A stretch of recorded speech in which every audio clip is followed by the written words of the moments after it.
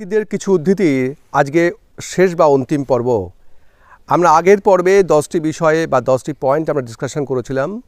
আজকে 10টি পয়েন্ট উদ্ধৃত করব, উদ্ধৃতি নিয়ে, যা আমাদের অভিজ্ঞ ব্যক্তিদের জীবন থেকে নেওয়া। পয়েন্ট নাম্বার 11, বর্ধিত সচেতনতা ব্যথা তীব্র করে এবং মনস্তাত্ত্বিক বিষণ্ণতা আক্রান্ত বেশিরভাগই বুদ্ধিজীবী। আদিল সাদাকে কথা বলেছেন। পয়েন্ট নাম্বার 12, যখন আপনি আমাকে ভালোভাবে সম্মান করেন এবং আমার সাথে সৌজন্যের সাথে আচরণ করেন, তখন এটি আপনার টুপিতে একটি পালক নয়, পরিবর্তে আপনি আমার মাথার মুকুট হবেন। ইব্রাহিম এলফিকি কথা বলেছিলেন। পয়েন্ট নাম্বার 13, জীবনকে সত্যিকারের অর্থ মূল্য দিতে আপনার মৃত্যু কামনা করতে হবে। এটা উইনস্টন চার্চিল কথা বলেছিলেন।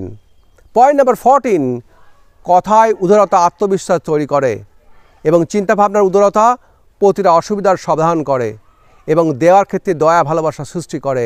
লাও জু কথা বলেছিলেন। পয়েন্ট নাম্বার 15, ধর্মের নামে একজন নিরাপদ মানুষকে নিপীড়নের চেয়ে বড় পাপ আমি জানি না। মহাত্মা গান্ধী কথা বলেছিলেন। পয়েন্ট নাম্বার 16, দুঃখ একটি মনস্তাত্ত্বিক অবস্থা যা সচেতনতাকে নিজেকে এবং সমাজের প্রতি প্রতিফলিত করতে দেয়। জ্যাক রুশো কথা বলেছিলেন। এবং পয়েন্ট নাম্বার 17, প্রায়শই আপনি যে শব্দগুলি বলতে ভয় পান সেগুলি সবচেয়ে বেশি বলা দরকার। জর্জ বার্নার্ডসও একথা বলে। কিছু সময়ের জন্য ইন্টারনেট থেকে দূরে থাকার চেষ্টা করুন এবং আপনি বুঝতে পারবেন যে আপনি অনলাইনে কিছুই মিস করেননি, কিন্তু এর বাইরে অনেক কিছু আছে, যেমন আপনার মায়ের বার্ধক্য অলক্ষিত। আবদুল্লাহ আল মুগথুল একথা বলেছিলেন। পয়েন্ট নাম্বার 19, জীবন হলো আশা, আর আশা ছাড়া জীবন হারিয়ে যাওয়া।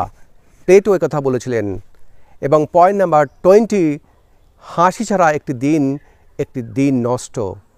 চার্লি চ্যাপলিন কথা বলেছিলেন। আপনার এই 20টি পয়েন্ট আপনার জীবনের প্রয়োজনীয় উক্তিগুলো জীবনে প্রয়োগ করুন। জীবনের সফলতা অবশ্যই আপনার জীবনে আসবে। অবশ্যই আমার ড্রিম অ্যাচিভার্স HPS গ্রুপকে সাবস্ক্রাইব করুন, লাইক করুন এবং শেয়ার করুন এবং ডান দিকে দেওয়া বেল আইকনে প্রেস করুন। Thank you.